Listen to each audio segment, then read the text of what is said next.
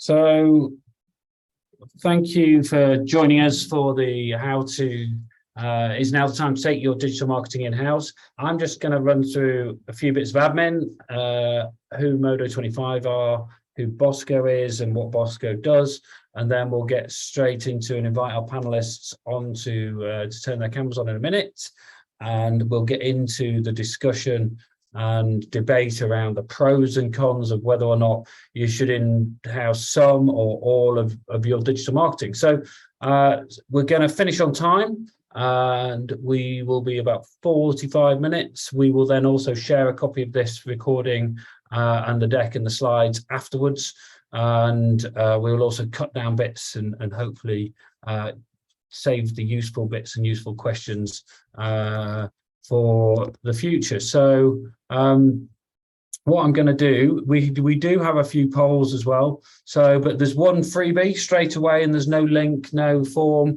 but if you want to get the white paper that we wrote with the drum all about in-housing, and you can just scan that QR code or email yes please to me, me@askbosco.io, and you will get that sent straight to you. And we did this in conjunction with the drum, but also with input from TUI, Hertz and Gymshark and a few other brands. So really discussing all the things we're also going to discuss today. And as well as that, our next panel discussion is going to be all about Black Friday. So we're already planning for, most people have already started, if not completed, some of their planning for Black Friday and for peak. So we just want to sort of discuss, especially around this whole time at the moment, around the cost of living crisis, and are people going to be wanting to get the Christmas bargains in? Is that actually going to mean that Black Friday is going to be even more important this year? I think a lot of people think it might be. So that's going to be an excellent session with Andrew from Venture Forward. We've also got potentially two other panelists that are going to come on, but they're to be confirmed. So why are we authorized to talk about this? So Modo25, we're a hybrid agency. So we're sort of like a full service digital marketing agency, but we also help people over time in-house. And I'll go through the different services we offer to do that. But what we do is we basically help people over time understand their strategy, what their processes are, what they need to do, but also if they want, we can help them in-house and actually take control of their own digital marketing. And then behind this, we have our own digital marketing decision intelligence platform, AI, to help people take control and drive the profit and performance of their marketing. So,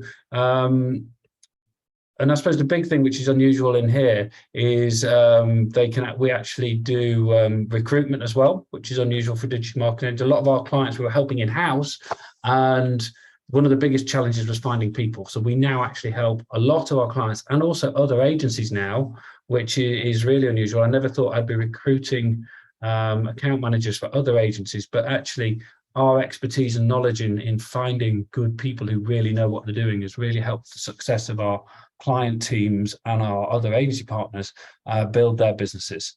So less about us really, but these are some of the great brands that we have the privilege of working with. When I set the business up with the founder of Skyscanner, so he's a friend of mine who I met on a charity bike ride. So I'm John Redman, I'm the founder of Modo25, and we were cycling and we're on this bike ride from London to Sydney over 25 years. We're currently just in east of Ankara in Turkey, and we do a little leg each year, and we're funding and supporting some children in an orphanage in Uganda.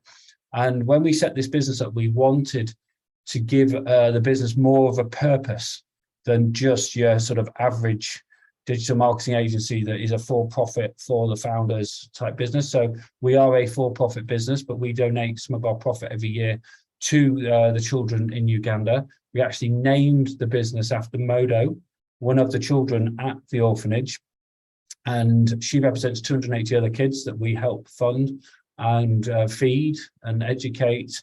And nearly half the Modo25 team donate some of their salary each month to help support the kids. And we do lots of fundraising. So we recently did a Tough Mudder as a team, and we raised several £1,000s, and we've got other events planned all the time. So, and we named our software after the gentleman who runs the orphanage called Bosco. So, and where Bosco sort of comes into it, what we've always been thinking about, and this gets harder, I think, if you do it in-house, is where should I spend my next pound, I think, or my next dollar or my next euro.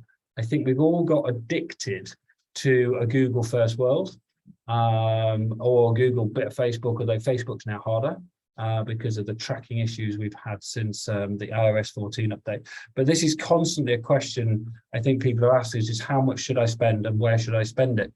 And often I think people feel that they are gambling with their budgets, and it sometimes does feel like, well, we'll put a bit in here and we'll put a bit out there. So I've been working with our data science team for the last 2 years, and we've built a product called Bosco, and Bosco really helps us answer this. And it's a decision intelligence platform, and ultimately it gets you all your data accurately in one place and enables you to ask smarter questions and make better decisions. So even if you're not doing things in-house yet, or you're not sure if you want to, Bosco could help you understand the data and decide whether or not you want to or not. So, and it's a fully fledged software as a service, login 24/7, 365, and ultimately it will help you and or your agencies save time, have really clear, actionable insights, hopefully make more money. And we believe it also will reduce your media costs. So we are sort of giving you that sort of big promise. We'll reduce your media spend and will help you make more money. So, but that's not what we're here to talk about. What we're here to talk about today is to ask whether or not now is the right time to in-house some or all of your digital marketing. So I'm going to ask the guys to turn on their cameras.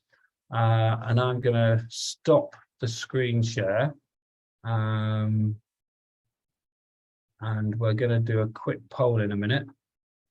So hopefully we can see Tom. Have we got David as well? Typical, I'm having some challenges get my camera working, but I am here. Apologies. All right, so well, we can hear you. There we go. There you go. I am here. It's the phantom voice in the background.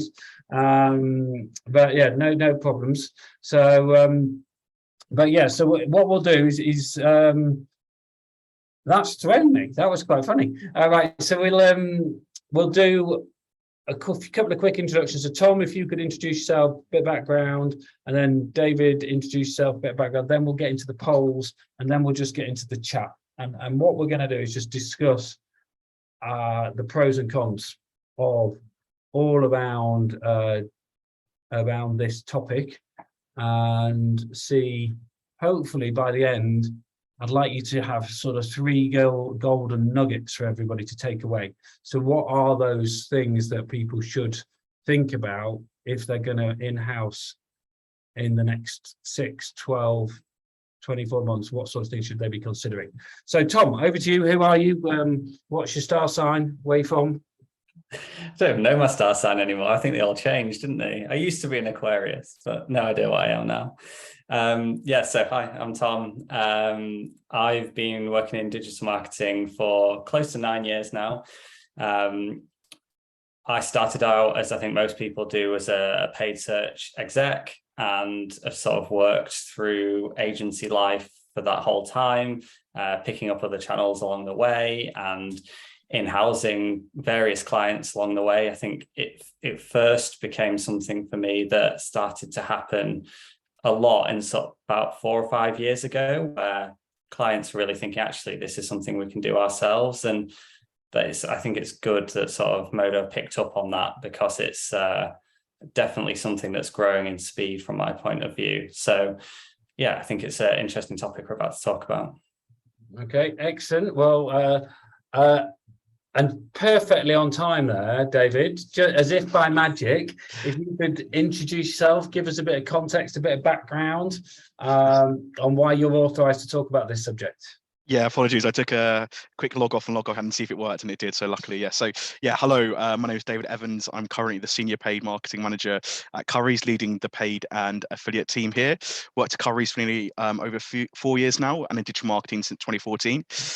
Self-proclaimed digital marketing geek, and very passionate about this area, especially like how obviously this area is changing.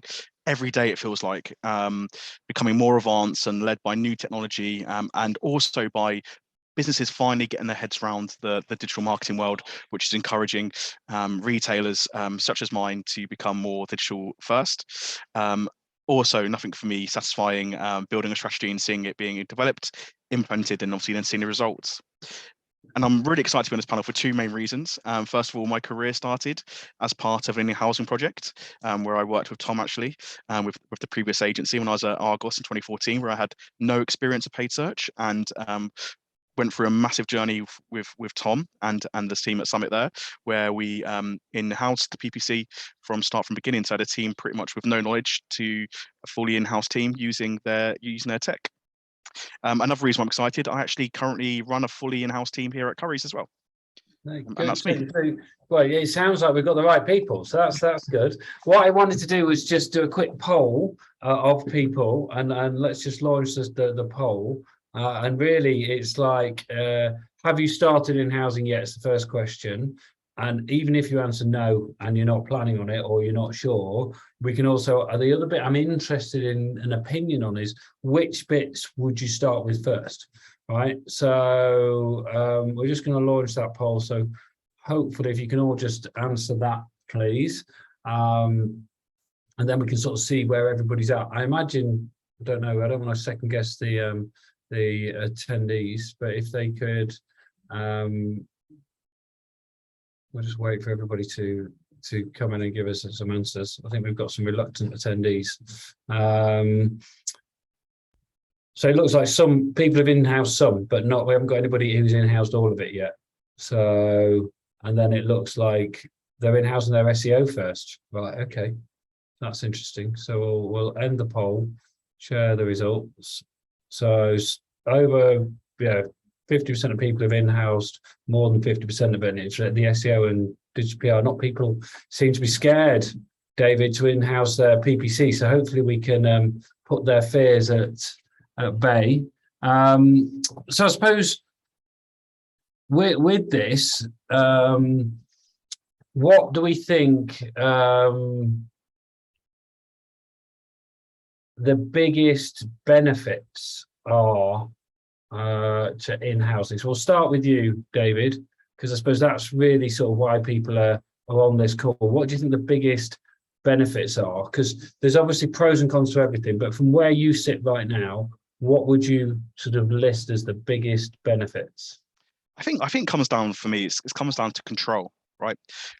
By having a team in-house, you have that control, you have that full sight, and it gives you the ability to react more quickly, and ensure, from my opinion anyway, that your strategy is more aligned. Especially if you are in a fast trading environment where you're being asked to constantly review and adapt performance on a daily basis, which, as we know, is not the best practice for a long-serving paid search strategy. But for the businesses I've worked in, obviously, which is retail, is that by having a team in-house, communication and ability to react quicker is a lot more easier, because you're not having to communicate and go through a third party. You're able to react extremely quickly, and to manage that a lot easier, in my opinion, anyway. Yeah. And I suppose when you've been helping people, Tom, in-house, how do you think what do you think they see the biggest benefit? So I suppose, how do you get across the fact, because at the moment we've got like a plan and we'll execute the plan. And I do think David's point is, well, someone just walks over and it's right, we need to do this. And it's not a case of, oh, I'm going to phone Tom at the agency and they can implement this. But I suppose, how have you seen that being adopted in the in-house teams that you've trained and onboarded over time? Yes, I think Dave's absolutely right there. I think the benefit of being in-house is obviously reactivity, but I also think there's potentially a downside to that as well, in terms of from an outside perspective, can an agency sort of challenge whether those are the right decisions? So I think a lot of that speed and working together is obviously it's going to be naturally much faster, because an agency might be responding to 3 or 4 super urgent issues all at the same time, and how are they going to prioritize which issue comes first and things like that.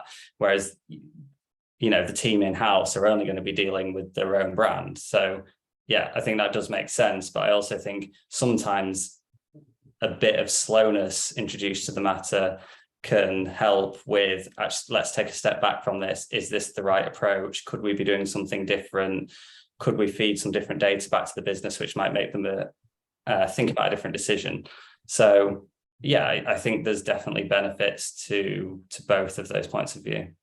And I suppose, is there an optimal time or size of business that should be doing this in-house? Or could anybody do their digital in-house? What do you think, David? Is it you've got to be of a certain size, or you've got to have multiple people? What's your view?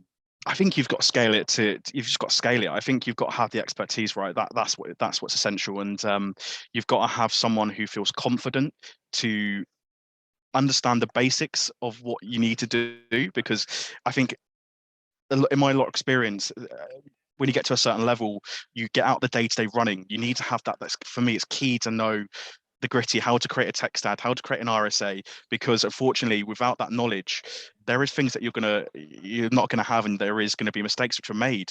So it's definitely about scalability. You need to have expertise 100%, and you need to build a team that is flexible and has a good understanding. Now, when we in-housed, we had a mixture of, as Tom remember, people who had experience and did not have experience. In reflection, I don't think that personally worked, because it took us a lot longer to get where we wanted to get in terms of in-housing to the level that we wanted to originally, because let's get it right, paid search is not simple, right? It's very, very complex. It's very technical, and to learn and to also run a business at the same stage, expecting no disruption in KPIs, is very challenging. Yeah. And what tech, because obviously one of the benefits of working with agencies is they've got access to all these platforms and all this tech and all this other stuff, or maybe they don't. Maybe that's all smoke and mirrors and magic. But I suppose, what tech in your set do you have in your setup, David? And I'm going to ask you the same in a second, Tom, in terms of what tech would you recommend people need. But I suppose, what tech do you see as a minimum, David? From if someone's going, right, I've been inspired. David from Currys has convinced me I need to take my PPC in-house.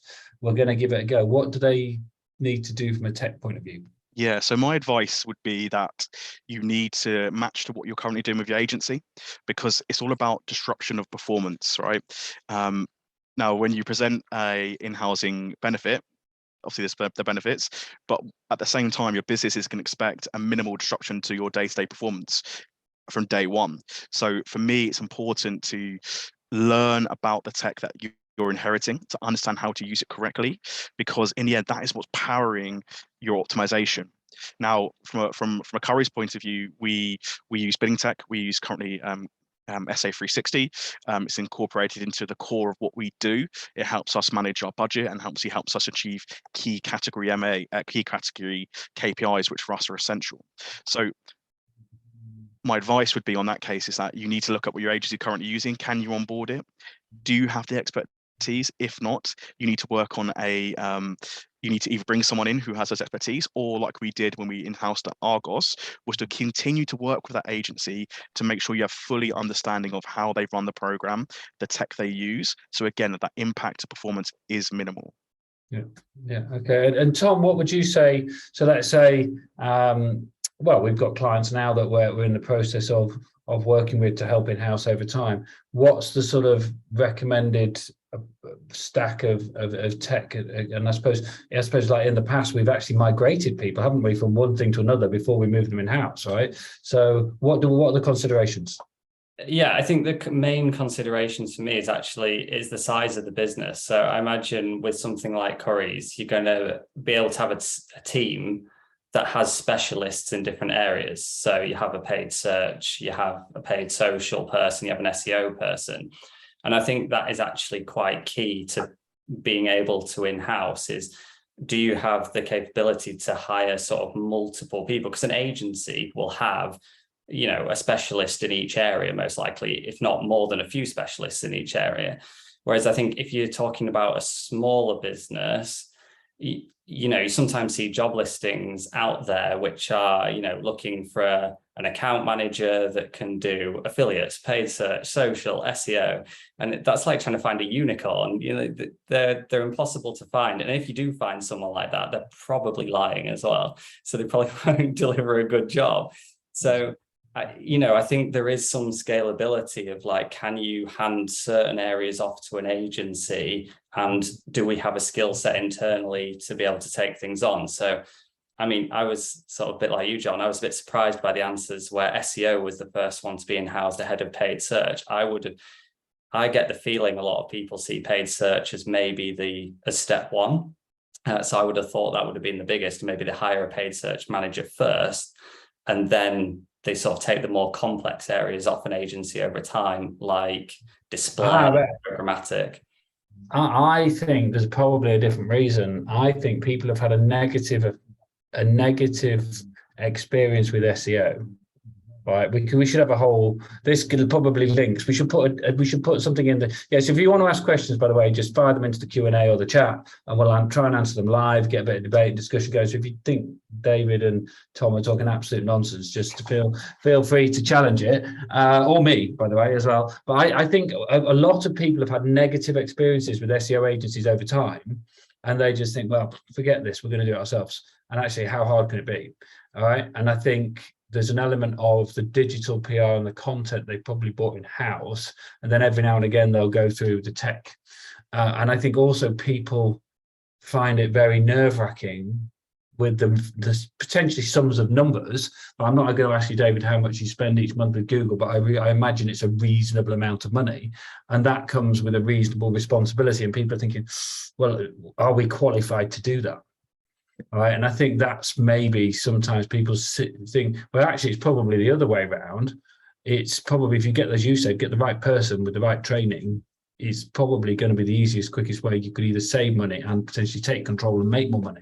Because I think that's one of the big things. But I suppose that all comes down to the people, and I'm interested in, how do you recruit, David, and how have you found recruiting over time?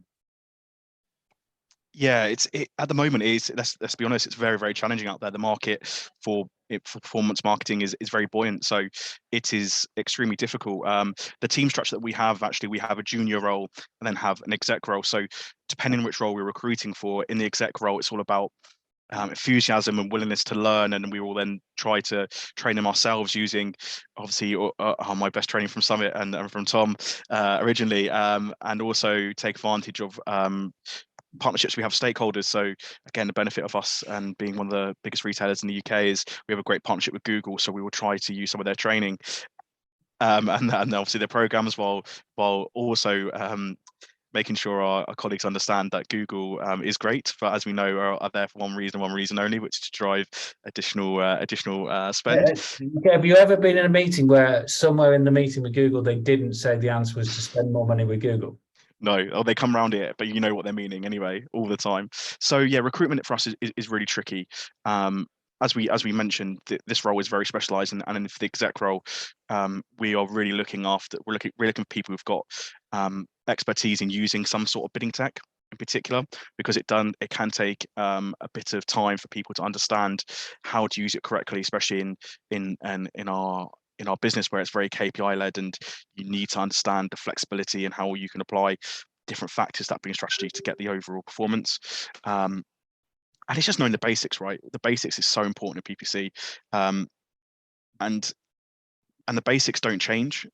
It develops slightly, but it's all about having that attention to detail, identifying trends, and reacting quickly. Because as we know on PPC, it takes one rogue click button, one bid, an extra zero or as extra. I've done this as well. Extra, Tom will tell you, as well as zeros Tom, and you spend all your budget. Tom's done this before. I think everybody who's done a bit exactly. of PPC has done it before. But I suppose with that, so what you're almost saying there, if I get that right, is recruit for attitude and aptitude. And would you say someone do they have to be highly numerate? Something I've always thought is there's a lot of data and there's a lot of maths in here. Yeah, I completely agree. You need to have a good understanding. You need to be very numerate. I completely agree, because it's all about identifying those key trends and making the changes. At the same time, it's also having a great knowledge of Excel as well. As we know, there is use of Excel and understanding PPC for me goes hand in hand, because there is so many ways you can do calculations and pull data. Should we do a live spreadsheet off between you and Tom? Oh no, I'll be embarrassed. Don't embarrass me. I'll be shocking. No, but like I said, I think it is those two things are very important in performance marketing at all, because as we know, we're constantly being challenged to show your performance, show the data to prove it, because we can all show someone a screenshot from Google, but what does that really mean? You really need to dig into that data and show the key highlights. Yeah. So I suppose one thing, and again, we call ourselves this hybrid business to try and help people take this on the journey. But one of the things, some of the clients we've in-housed still come back and knock on the door going, well, what's happening with the best practice in Facebook, or what's happening with this, or what's happening with that? Because every time I speak to my Google or Facebook rep who's maybe got a different story, because they're, as we've already just highlighted, they're pushing their products and their best practice and encouraging you to adopt more of their services, but you may lose that sort of umbrella, sort of broader knowledge of what other clients are doing, what's going on, what's not going on. So how do you make sure, David, you and your team are sort of up to speed and know what is or isn't going on? Simple. Networking and reading. It's so important. And it's an area we're looking into as a bigger piece from our point of view as well, is do we need, because as I said, currently Curry's team is fully in-house, do we need to work with an agency to help us support and just to keep us on the narrow, because I said we have a set of best practices which have been built over a number of years, which we are constantly reviewing and adapting. But as you mentioned, it's so difficult because the market is constantly changing. There's so many tests individual teams are doing across the market, and it's so important that we do learn from that. So for us, it's all about reading, so keeping up to date with blogs and joining events like this to see what people in the industry are doing, because it's so important. I joined one last week on PMax as an example. Yeah, and you just need to keep your ear alive, and it's very difficult, as everyone will tell you, to have time to do that in a busy work week. But for me, it's essential that I'm giving some time every week to do that sort of stuff and to do some research. And it's the only way you stay ahead of the game and ahead of your key competitors.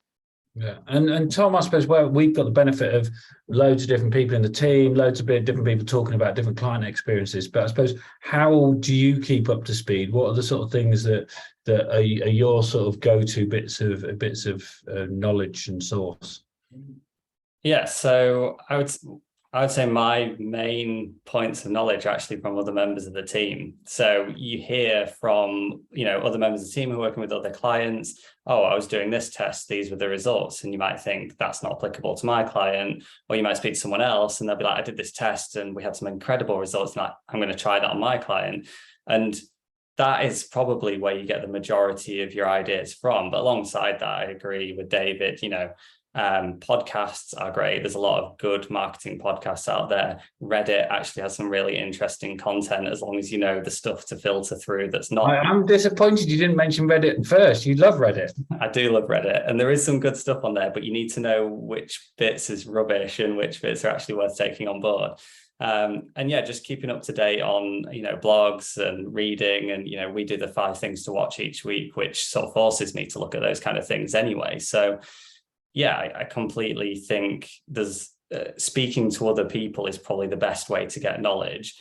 And I agree with David. I think I could completely see agencies getting to a point where they are hired on a basis to do like a monthly audit and sort of a suggested strategy and best practice improvement, and then you don't hear from them again for another month.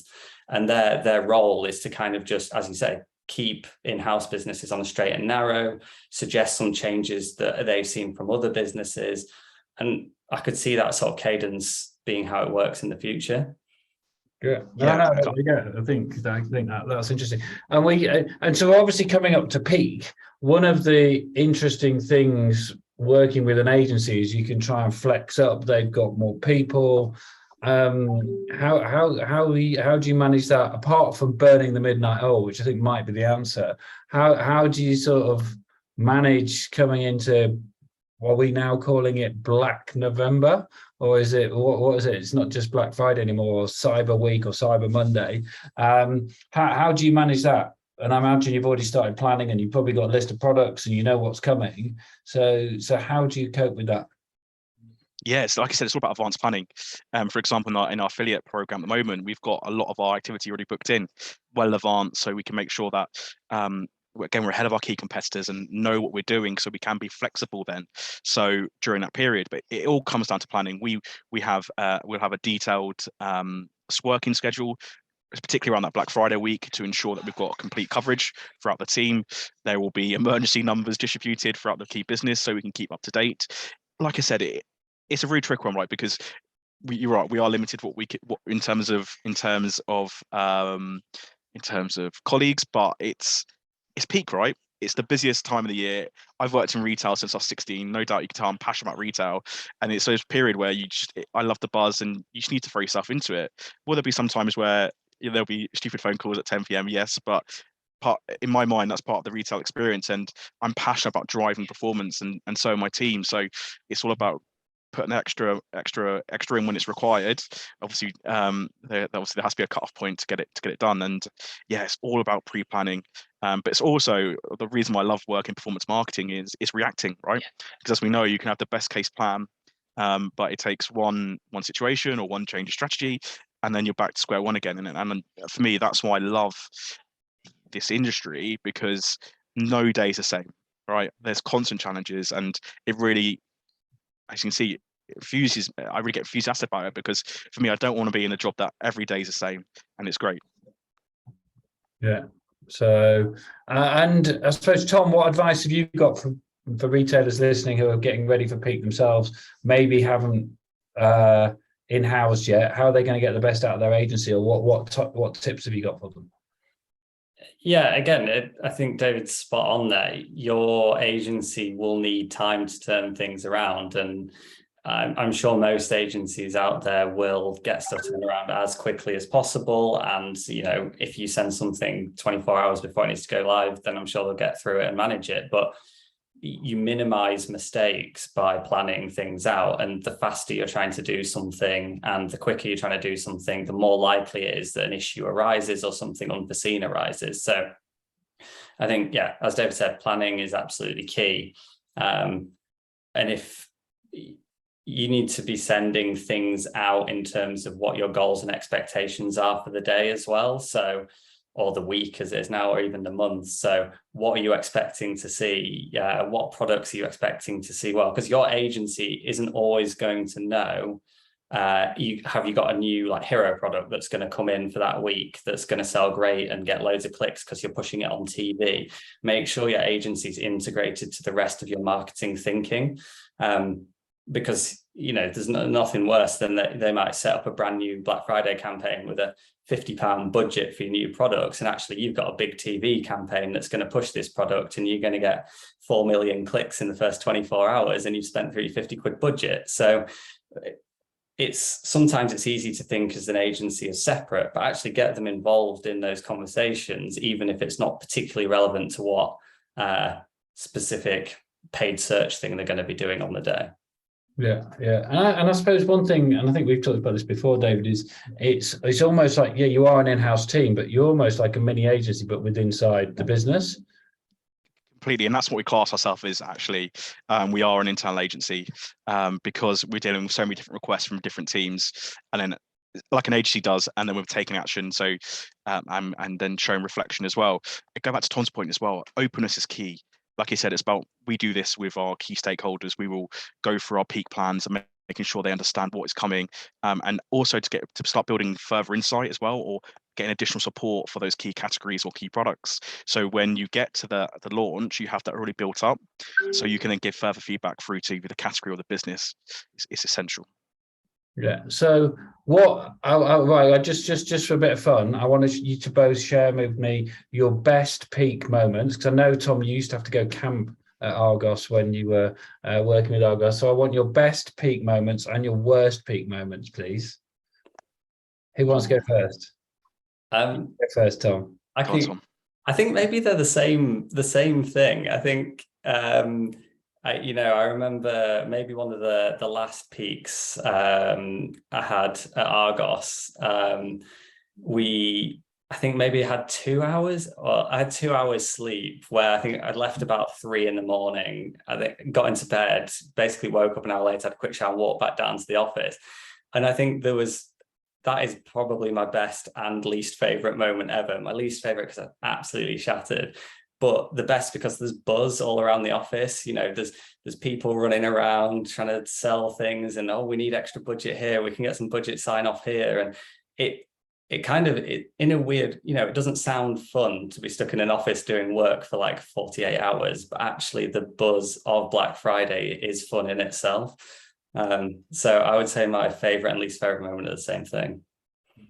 Okay. Yeah, I think mine are very similar actually. Like, again, this sounds really sad, but at midnight, looking at the GA numbers come in and you see the spikes and you see the categories go up and down.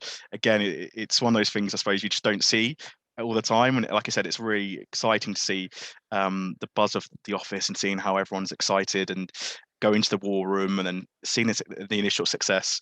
Yeah, for me, you can't beat it. And I was saying to some of my colleagues earlier, it's the Apple announcement tonight. And I remember back in the day, we would all get in the office, everyone would be watching the live stream. It would be a real big buzz. It seems quite sad when you think back at it, but everyone was so excited because we knew it was such a game changer for the business. It was going to be a big focus for us for the next like 2 to 3 weeks. I definitely miss that working from home, those sort of events, because yeah, like I said, it does get you really buzzed and excited. In terms of negative, I've had a few experiences where the website has gone down or there's been website challenges, and then you just can't do anything, so you're stuck there pausing your activity, just waiting for someone to say you can go back live, and every email comes through, you're just waiting to jump on it, because obviously you want to drive your best results and get those records that you had from last year, and it is really frustrating when that happens, but it's part of what it is, though, unfortunately. I do feel we've strayed a bit into next time's webinar, which is the Black Friday one, and we should get back to the in-house stuff. So I suppose, and I want you to be brutally honest now, David, because we're painting in-housing as a really good experience. what are the big challenges that you miss from working with an agency? What are the cons of doing this? I think we've mentioned some of these as well. I think it's having that third person to ask. It's having that person to rely on if you have any issues or just basic queries, right? So as we found from Google in the last few years in particular, support from them is becoming more challenging. Obviously, you get referred to their bot system quite a bit and onto their online chats, and it's nice to know that you have someone there or a phone call away to discuss a challenge with. I'm quite lucky with my team. We've got quite a bit of experience and got a great line manager again who's got experience in this area. But it's always nice to know you've got someone to fall back on if you need it. Yeah. Yeah, one of our other clients who said the risk of in-housing it, John, though, is we'll have nobody to blame. And I said, well, all right. So we're just here for that, right? Okay. And I suppose, Tom, from what you've seen, what are the other big risks? Yeah, I think again, a lot of it's going to come down to the size of your business and how many people you can fit into what is going to be your digital team.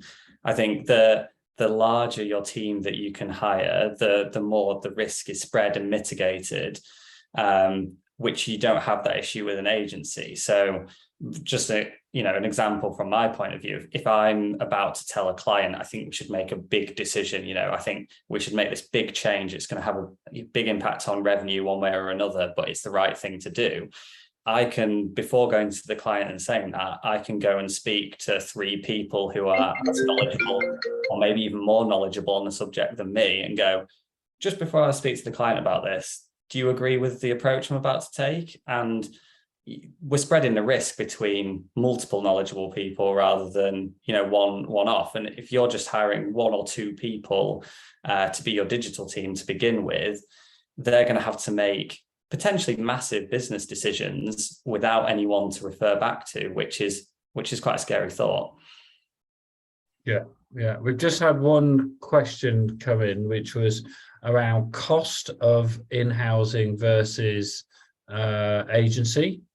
And I suppose I've got a view on this, and I suppose it's difficult to work out the difference. And again, it probably depends on scale and size, but David, in your experience, when you went through this before, when you've done this at Currys, do you feel it is better value doing it in-house, or is it more about the control and performance?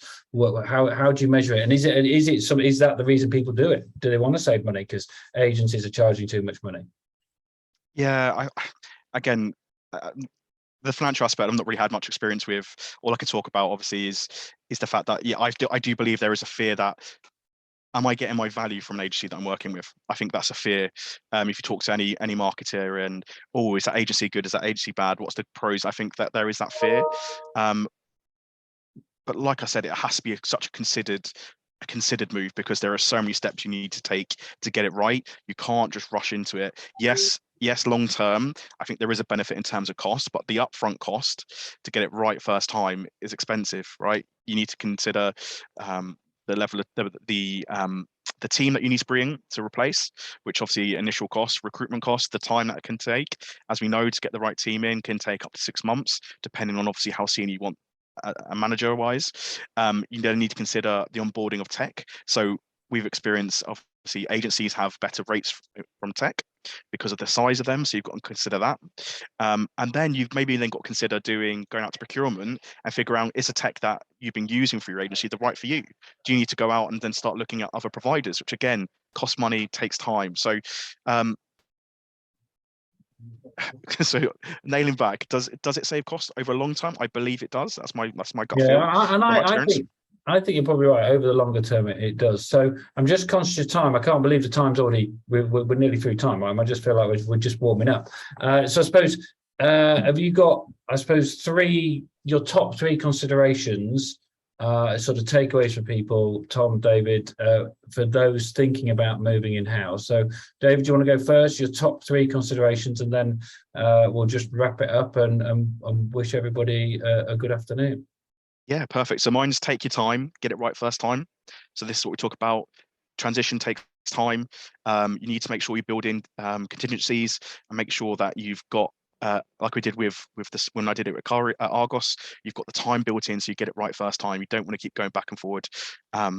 Tech and tools during transition, as mentioned, your business is going to expect performance to remain consistent. So it's important that you understand the tools that either your agency are using or that you want to use to ensure that there's no disruption in performance, and don't stand still, right? During this in-housing time, you'll be focused on that in-housing aspect. But as we know, within the marketing world, everything's changing so quickly. There's new tech coming out, new tests coming out, etc. So you need to stay on top of that, otherwise your program will fall back. So it's important that even throughout that stressful time, that you're considering that. Yeah. Tom, top 3 tips from you? Yeah. Quickly, I'd phase it. I would definitely phase it through time with your agency. Don't just cut them off 1 week once you've hired a digital guy and that's it. Yeah. Definitely phase it over time. Make sure you've hired the right people. So you need to be able to know that the person you've hired is the right person, right? So how are you benchmarking that the people you're hiring are good if this is your first hire? So you might need some, again, support from your agency to hire the right people to begin with until you've got ability in-house to be able to check and balance the right people coming through. And then again, yeah, check on the scale of things. I would say for the smaller businesses, it makes more sense to not manage this in-house, or maybe just do small parts in-house and leave the majority with an agency. And I think it becomes much, much easier to scale things the bigger the business you are. Yeah. Okay, that's all very good advice. So I'm just gonna quickly share my screen again and give people hopefully can see that. We did those. So this is the next one. So we've already answered half the Black Friday questions. So don't bother turning up next time. Now, make sure you come along next time. We've got some more guests joining us as well. It sounds like we should get you back, David, because you've got a lot of Black Friday experience. But yeah, if you want to get our white paper where we've got people from TUI, Hertz and Gymshark talking about their experiences of in-housing, and yeah, there's no form. So it's just a click. Either email us and we send you the link to where it's hosted, or scan that QR code to take you straight there. So that's brilliant. How do I get rid of that? I don't even know where that's coming from. Brilliant. Right. Anyway, I'd like to thank you all very much for being here. Download that and we'll see you next time. Thank you.